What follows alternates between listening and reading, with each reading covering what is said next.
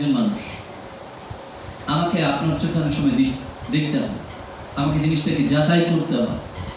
আপনি বললেন রাত 12টার সময় বিয়ে হচ্ছে, 10টার সময় বিয়ে হচ্ছে, আমি কিন্তু ওখানে গিয়ে মোবাইল কল করতে পারি না। আপনি জানেন কিন্তু এটা, আমি কিন্তু পারি না। আমি ওইটা প্রতিরোধ করার জন্য ওখানকার চেয়ারম্যান বা আমার লোক পাঠিয়ে বা গ্রাম পুলিশ পাঠিয়ে হয়তো সেটাকে থামাতে পারি। থামানোর পরে হয়তো সেটা মহিলা বিষয়ক বা ওসি সাহেব একটা ব্যবস্থা নিতে পারেন, রেগুলার মামলা করতে পারে। তো ওখানে কিন্তু আমি গিয়ে করতে পারি না। এরকম কিছু ঘটনা আছে যে অনেক সময় দেখা যায়, যেমন বলেছেন যে একটা নিউজ হওয়ার পরে দেখা যায় যে তার কি অ্যাকশন হলো বোঝা যায় না। যেটা আমাদের পর্যন্ত সীমাবদ্ধ থাকে, অ্যাকশন করার আমার ক্ষমতা থাকে, সেই পর্যন্ত আমি করতে পারি। ধরেন সাপোজ আপনি একজনের নামে একটা নিউজ করলেন, করার পরে সেই নিউজটায় ধরেন তাকে অন্য কোনো এক ডিপার্টমেন্ট সম্পর্কে ধরেন করেছেন আপনি, তাকে শাস্তি কিন্তু আমি দিতে পারি না, বা তার জিনিসটা কিন্তু আমি করতে পারি না। আমাকে কি করতে হয়, হয়তো আমি একটা তদন্ত করতে পারি, তদন্ত করার পরে তার সংশ্লিষ্ট ডিপার্টমেন্টে আমি সেটা পাঠাতে পারি, পরে সেটা হয়তো সেই ডিপার্টমেন্ট তার বিরুদ্ধে ব্যবস্থা নিতে পারে বা তারা একটা আরো উচ্চতর তদন্ত করতে পারে। ঘটনাগুলো এইরকম ভাবে ঘটে। আমার হাতে ইনস্ট্যান্ট বিচার করে দেওয়ার মতো ক্ষমতা আল্লাহ দেননি। যে হয়তো আমি কিছু ক্ষেত্রে মোবাইল কোড করতে পারি, যেগুলো আপনারা বলেছেন বিভিন্ন শিডিউল অনুযায়ী যে আইনগুলো আছে। তো আমি পর্যায়ক্রমে আসবো। আপনাদের প্রথমে যে বলবো যে আজকে এই নাম্বারগুলো আমরা পেলাম, আমরা চেষ্টা করব আপনাদের যে গ্রুপ আছে, সাংবাদিক গ্রুপ, ওই গ্রুপের মেসেঞ্জার যে গ্রুপটা আছে, রনি আজকে সম্ভবত একটা বিয়ের অনুষ্ঠান আছে, আমি জানি না, ও আসলে সম্ভবত একটা মেসেঞ্জার গ্রুপ আছে আপনাদের, ওখানে আপনারা একটা নিউজ পাবেন। আর এই মোবাইল নাম্বার দিয়ে আমি একটা গ্রুপ তৈরি করবো, করার পরে ও আসলে সেখানে আমরা আপনাদের মোবাইলে মেসেজগুলো পাঠাবো। তখন আপনারা চেষ্টা করবেন ওই মেসেজটা রিড করার এবং মেসেঞ্জার গ্রুপটা চেক করার। আগামীকাল থেকে আমাদের একটানা প্রোগ্রাম শুরু হবে। আপনারা জানেন যে কালকে হচ্ছে বঙ্গবন্ধু শেখ মুজিবুর রহমানের জন্ম 101তম জন্মবার্ষিকী। 101তম জন্মবার্ষিকী, যদিও জন্মশতবার্ষিকী 1 বছর প্রলং করেছে, কিন্তু 101তম জন্মবার্ষিকী এবং হচ্ছে জাতীয় শিশু দিবস। কালকে আমাদের অনেকগুলো রাত 12টা 1 মিনিটে ফুল দেওয়া আছে, বঙ্গবন্ধুর প্রতিকৃতিতে ফুল দেওয়া আছে। তারপরে হচ্ছে তারপরে কালকের দিনে আমাদের র্যালি আছে। এখনো পর্যন্ত সরকারের যে নির্দেশনা, আমাদের র্যালির নির্দেশনা কিন্তু আছে সমস্ত জায়গায়। আমরা ওইভাবে যে করোনার কারণে এরকম কোনো এখন নির্দেশনা পাইনি, হয়তো সীমিত পরিসরে হবে, কিন্তু দেখা যায় স্বাস্থ্যবিধি মেনে কিন্তু আদতে স্বাস্থ্যবিধি মানা হয় না, সম্ভব হয় না এটা। যখন আপনি দেখবেন যে বঙ্গবন্ধুর জন্মশতবার্ষিকীতে হচ্ছে অনেক মানুষ গ্যাদারিং হয়ে যাবে, আদতে এটা খুব কঠিন ব্যাপার স্বাস্থ্যবিধি মেনে। আমার এখানে বসে এক স্যার ফোন দিয়েছিলেন, আমি ফোনে কথা বলছিলাম, উনি এই যে 18 তারিখে তথ্য অধিকার নিয়ে একটা করবেন, সেখানে আপনাদের 2 জনকে সম্ভবত ওই কমিটি করে দেওয়া আছে, ওখান থেকে ওরাই করে দিয়েছে। সভাপতি সম্পাদককে হয়তো সেই সময় দাওয়াত দিতে হবে, তার কমিটির সদস্যতা। তো সেখানে আমার দেখা যাবে 250 জন মানুষকে নিয়ে আমি বসবো, আমি কতটুকু পারবো আমি জানি না। এই ঘটনাগুলো আসলে ঘটনা। আমি পর্যায়ক্রমে বলে আসি। আমাদের যে প্রোগ্রাম, আপনারা আমি আগেও বলেছি, এখনো বলছি, আমার চোখ কান সব আপনার কাছ থেকে আমি নিউজ পাবো সবার আগে। আপনি আমাকে একটা বিষয়কে অবহিত করাবেন, সেই বিষয়টা নিয়ে আমরা যখন কাজ করব, সেই বিষয়টা দিয়ে কিন্তু আমি এগোবো আস্তে আস্তে আপনাকে দিয়ে। তো আপনাদের কাছ থেকে সবসময় চাইবো বস্তুনিষ্ঠ সাংবাদিকতা। আপনি সমাজের দর্পণ, আপনার লায়াবিলিটিস, আপনি যখন একটা নিউজ করেন তার সাথে একজন মানুষের আত্মসম্মান, তার মান, তার সমস্ত কিছু নির্ভর করে। একজন মানুষকে যদি আপনি রোষানলের শিকার হয়ে তাকে নিউজ করেন, তাহলে ওই মানুষটা কিন্তু ক্ষতিগ্রস্ত হয় সমাজের কাছে। আমি একটা জিনিস বিশ্বাস করি যে সব কিছু নিয়ন্ত্রণ হচ্ছেন আল্লাহ তাআলা। জানি না আপনারা মনে হয় সেটাই মানবেন যে আল্লাহ মানুষকে ক্ষমতা দেয়, ক্ষমতাটাকে এমনভাবে ব্যবহার করার জন্য যেটা যেন মানে একেবারে রাইট ওয়েতে হয়। আমি আপনাকে আল্লাহ তাআলা একটা ক্ষমতা দিয়েছেন, আপনি সাংবাদিক হয়েছেন, আপনি সমাজের অসঙ্গতিগুলো তুলে ধরার চেষ্টা করছেন, সমাজকে পরিশুদ্ধ করার চেষ্টা করছেন, সমাজ সংস্কারের চেষ্টা করছেন। সেটা যেন বস্তুনিষ্ঠ হয়।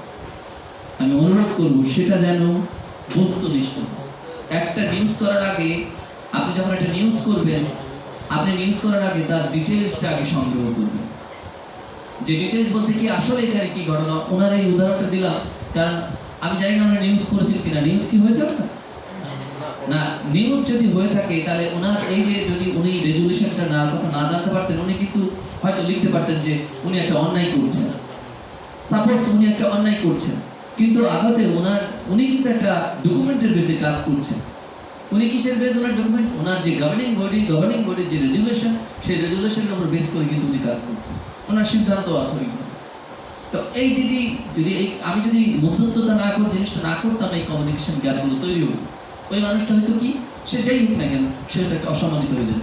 পরে আপনি বলতেন যে তখন আবার এই জিনিসটা বেরোতো যে না, তাকে আমি ডাকতাম, হয়তো তদন্ত দিলে হয়তো ওই গভর্নিং বডির রেজুলেশনটা বেরিয়ে আসতো। তাতে কিন্তু এই মানুষটা তার সম্মানটা ফিরে পেত না। তাতে কিন্তু এই মানুষটা সম্মান ফিরে পেত না। এই যে আমাদের দায়িত্ববোধের জায়গাটা, সমাজকে নিয়ে মানুষকে নিয়ে যে দায়িত্ববোধের জায়গাটা, এইটা যখন আমরা করবো, আমরা যেন একটু যাচাই করে একটু বিবেচনা করে করি। এই যে একটা অনুরোধ আমার আপনাদের কাছে। আমি জানি না যে এখানে কিভাবে, অনেকদিন আগেই ছিল আমার বন্ধুই ছিল, লিটন ছিল, সে আমার ব্যাচমেট, আমার বন্ধু মানুষ, ইউনিভার্সিটি ফ্রেন্ড, সে ভালো কাজ করেছে আমি যতদূর জানি। আমার যতগুলো প্রোগ্রাম আছে সবগুলো, মানে আমি এখনো কার্ড হাতে পাইনি, কার্ড বানাতে দিয়েছি। 17 মার্চের তো কার্ড হবে না, 26শে মার্চের পর থেকে 17 মার্চ থেকে আমাদের কিন্তু পর্যায়ক্রমে কোনো না কোনো প্রোগ্রাম আছে 28 তারিখ পর্যন্ত। 17 মার্চে বঙ্গবন্ধুর জন্মদিন ও শিশু দিবস, 18 তারিখ থেকে আমরা এই যে জন্মশতবার্ষিকী আর সঙ্গে সঙ্গে সুবর্ণ জয়ন্তী উদযাপন উপলক্ষে আমাদের কোনোদিন কোনো স্কুলে বা কলেজে আলোচনা সভা থাকছে, কোনোদিন ওখানে আমরা ওই মঞ্চটাকে এবার আমরা একটা প্ল্যাটফর্ম নিয়েছি, ওখানে কিছু সঙ্গীতানুষ্ঠান থাকবে, আয়োজন থাকবে। মানে ওটা আমরা দিচ্ছি 3-4 কালচারাল গোষ্ঠীকে দেবো, আপনাদের এখানে যারা আছে, ওই যে দুইটা প্রতিষ্ঠান আছে এবং একটা ব্যান্ড দল আছে, তাদেরকে আমরা পর্যায়ক্রমে ভাগ করে দিই। হ্যাঁ, আমি 3 জনকে দেখেছি যে এই 3টা প্রতিষ্ঠানকেই আমরা ভাগ করে দিই, যে তারা একজন তাদের 1-1.5 ঘন্টা করে একটা করে কালচারাল প্রোগ্রাম হয়। 25 তারিখ 26 তারিখে প্রোগ্রাম হবে। তারপরে হচ্ছে আপনার 27-28 তারিখ কিন্তু আমরা যে স্বল্প উন্নত দেশ থেকে উন্নয়নশীল দেশে পদার্পণ করেছি, তার জন্য 27-28 তারিখ একদিন মেলা টাইপের একটা হবে মোটামুটি। সেই মেলা টাইপের মেলার মতন করে, যেমন উন্নয়ন মেলা করেছিলাম না আমরা, সেই উন্নয়ন মেলার মতন করে হবে, হয়তো সীমিত পরিসরে আমাদের আয়োজন করতে হবে যদি ফার্দার কোনো ইনস্ট্রাকশন না আসে। আপনাদের সবাইকে নিমন্ত্রণ আগে থেকে জানিয়ে রাখবো। আমার কথা হচ্ছে, আপনি আমার মানুষ, আমার কাছের মানুষ, কোনো কাজে রাগ করার আগে আমার সাথে কনফার্ম হয়ে নেবেন আমি রাগ করলাম, আমি আপনাকে অসম্মানিত করেছি কিনা। অনেকে এই যে দাওয়াত পাই না, আসলে রাগ করে কি সমাধান হয় কিনা?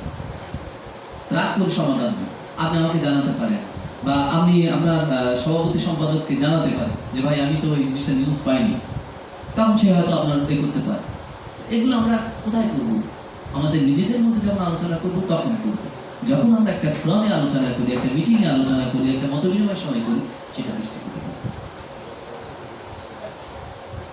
আসি আমাদের প্রোগ্রামে দাওয়াত আমি কনভে করে দিলাম। আমি আপনাদের কার্ড পৌঁছে দেবো আপনাদের প্রেস ক্লাবে, আর হচ্ছে মেসেজ আপনারা পেয়ে যাবেন মেসেঞ্জার গ্রুপে এবং এখানে। আচ্ছা, তারপরে আসি করোনা নিয়ে অনেক কথা হয়েছে। করোনা আসলে এখন আবার নতুন করে প্রবল আকার ধারণ করার সম্ভাবনা তৈরি হচ্ছে। কালকে 26 জন মারা গেছে এবং হচ্ছে আক্রান্ত হয়েছে অনেক, দিনকে দিন বাড়ছে। তো আমাদের মাস্ক পরিধানের জন্য নির্দেশনা এসছে কিন্তু সবার আবার। তো আপনাদের কাছ থেকে আপনারাই কিন্তু এর পুরোধা।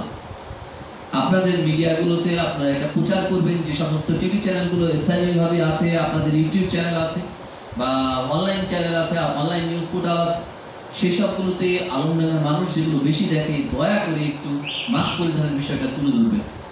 আমরাও চেয়ারম্যান সাহেবদেরকে নির্দেশনা দেব মাইকিং করার জন্য, এবং আমরাও এখান থেকে একটা মাইকিং হয়তো বের করে দেব, যে বাজারে বাজারে ঘুরে তারা এটা বলুন। আসি এই আপনার মাদকের বিষয়।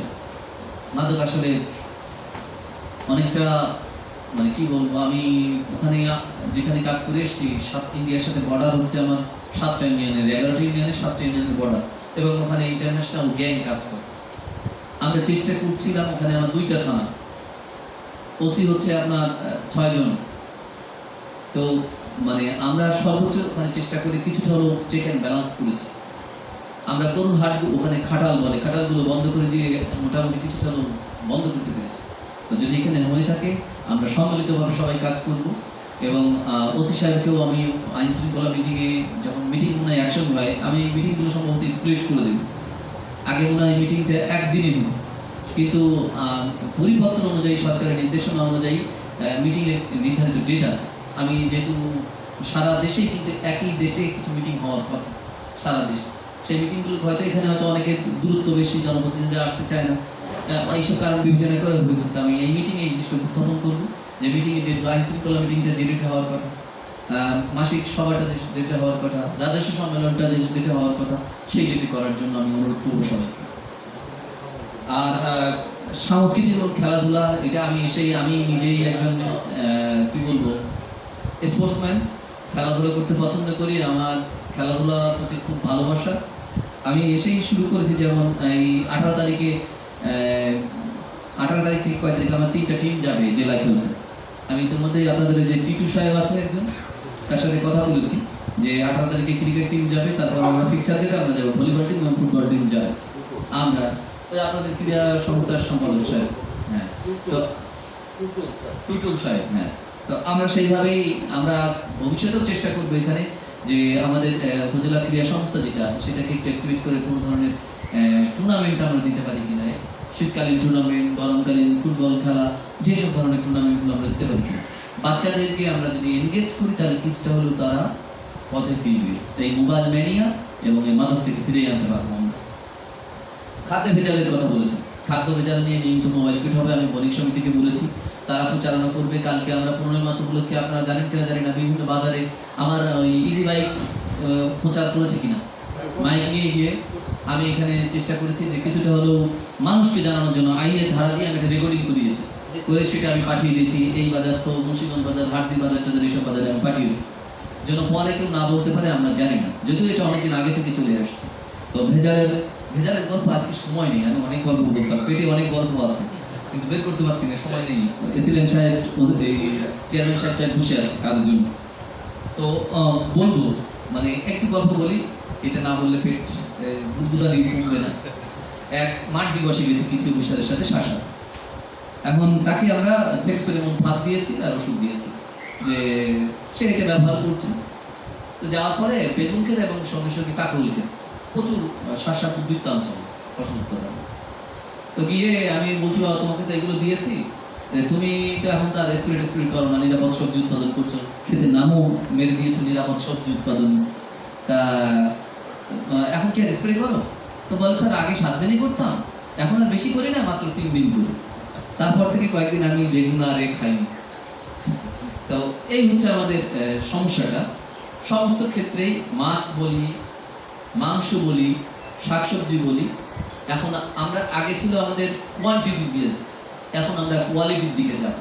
আমাদের জনগণকে এই যে অকালে আমাদের অল্প বয়সে আমাদের সব রোগগ্রস্ত হয়ে যায়, যারা সিনিয়র থাকে তাদেরকে আমি বলি চায়না পার্স, আর আমাদের মতো যারা ইয়াং জুনিয়র তারা বলি ওনারা হচ্ছে জাপানি পার্স আর আমরা হচ্ছে চায়না পার্স।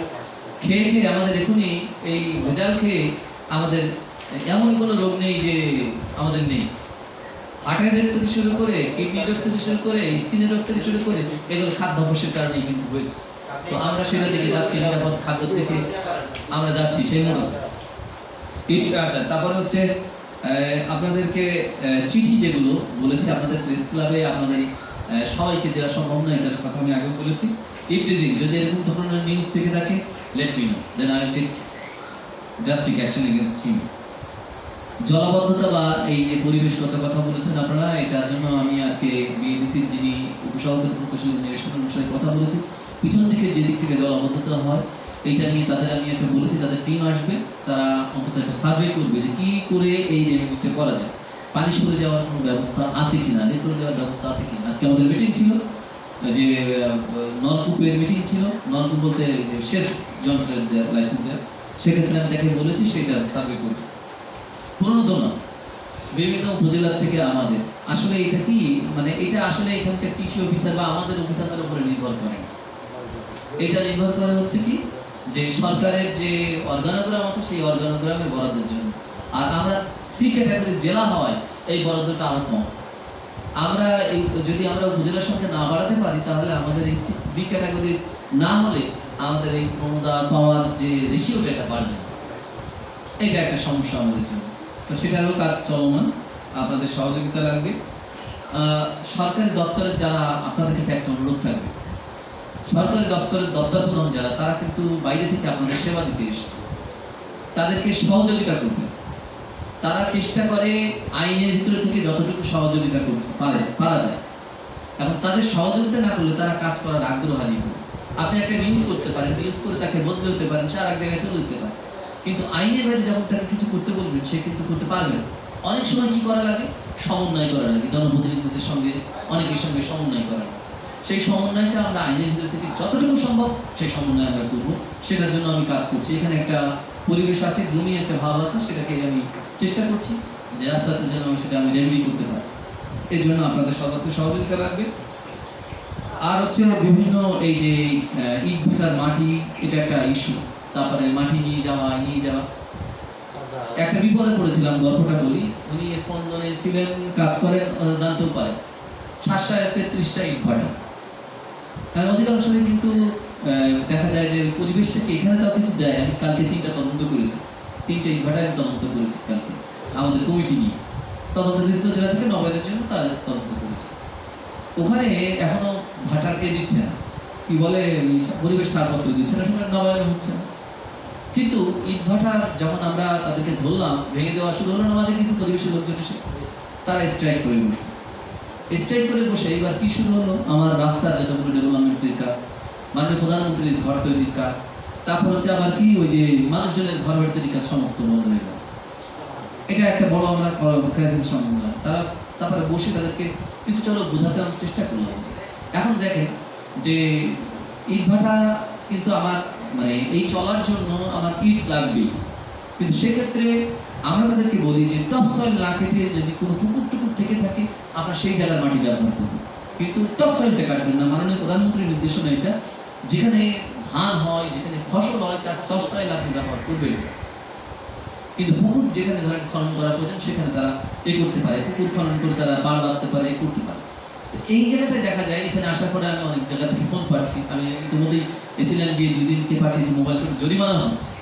কিন্তু আদতে আমরা এটাকে মানে চেক অ্যান্ড ব্যালেন্সের ভিতরে আমাদের রাখার চেষ্টা করতে হবে। আমাদের করতে হবে কি, আমাদের ইটও লাগবে, মাটি না হলে সে ইট করতে পারবে না। তার যদি আমি ওই জায়গার মাটিও বন্ধ করি তাহলে কিন্তু সেই ইট ভাটা চালাতে পারবে না, টপ সয়েল কাটা করতে পারবে না। তখন আমাদের আরেক ধরনের ক্রাইসিস তৈরি। সেক্ষেত্রে আমাদেরকে কি করতে হয়, যে তারা যেখান থেকে নিলে আমাদের ক্ষতি হবে না সেই জায়গাগুলো আমরা বলি। এই একটা ম্যাটার, রাস্তায় মাটি পড়ে, তাদেরকে আজকে দেখেছি যদি রাস্তায় মাটি পড়ে কোনো অ্যাক্সিডেন্ট হয় তাকে কিন্তু সেই ইটভাটাকে ছাড়া হবে, উনি সময়ের স্পন্দনের উনি হয়তো জানতে পারেন, অনেক খবরই হয়তো পেয়েছেন ইতিমধ্যে। ওখানে জানি কিনা, আমি জানেন কিনা জানি না, লাভলু সাহেবের কাছে শুনতে পারেন বা ওখানকার প্রতিনিধিদের কাছে শুনতে পারেন।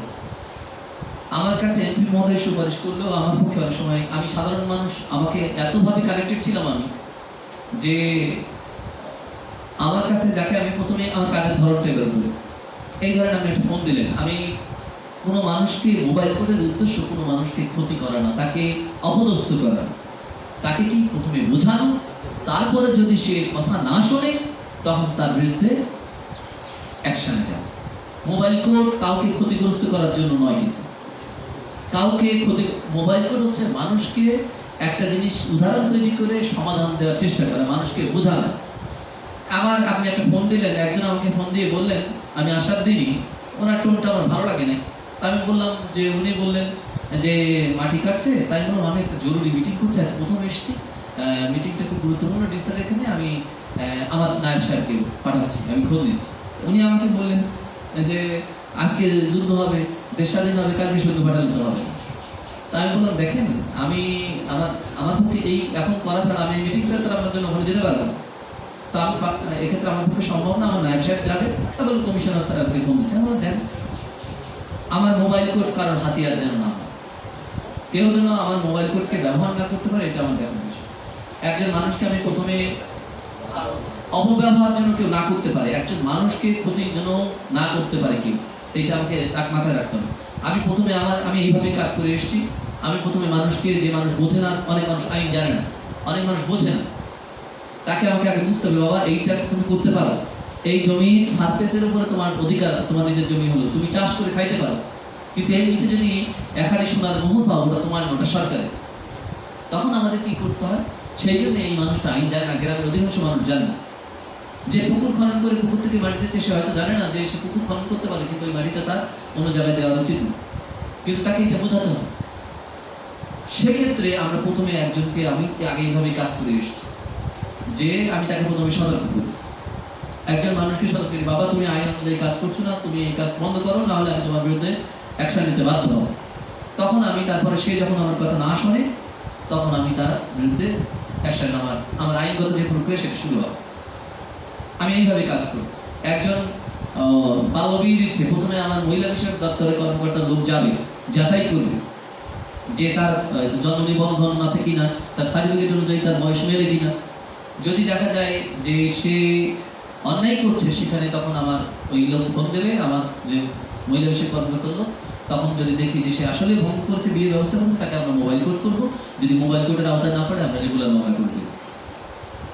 আমরা বারবার বলছি যে মানুষকে ক্ষতিগ্রস্ত করার জন্য কিন্তু মোবাইল কোর্ট নয়। আমি প্রথমে এই যে আইন ভঙ্গ করে কাজ করবে, প্রথমে তাকে সচেতন করব। সে যদি সচেতনতা আমার সাথে সহায়তা করে, তাকে আমি সহায়তা করব। কিন্তু যদি কেউ অটাসিটি দেখায়, যদি কেউ আইন ভঙ্গ করে, বারবার ভঙ্গ করে, অপরাধ কিন্তু তখন আমলে নেওয়া হয়। আপনাদের কাছ থেকে এই সহযোগিতাটা থাকা দরকার, যে আপনি যখন আমাকে একটা নিউজ দেবেন, আমি কিন্তু প্রথমে সেটা যাচাই করব। যাচাই করার পরে তারপরে আমি তাকে প্রথমে একবার ওয়ার্নিং করব, না শুনলে তারপরে তার বিরুদ্ধে অ্যাকশন করব। তখন আমি প্রথমে তাকে সংশোধনের সুযোগ দেব। এটাই হচ্ছে আমার পদ্ধতি। আমি এইভাবে কাজ করেছি। সেক্ষেত্রে মানুষও ক্ষতিগ্রস্ত হয় না। সে হয়তো বলতে পারে একজন পরে, স্যার আমি তো এই জিনিস আগে জানতাম না। আমাকে তাকে বোঝাতে হবে, আমাকে তাকে মোটিভেট করতে হবে যেন সে অন্যায় না করে, তাহলে সমাজ থেকে দূর। মোবাইল কোর্টে এরকম বিষয় না যে ধরলাম, মারলাম, জেল দিলাম।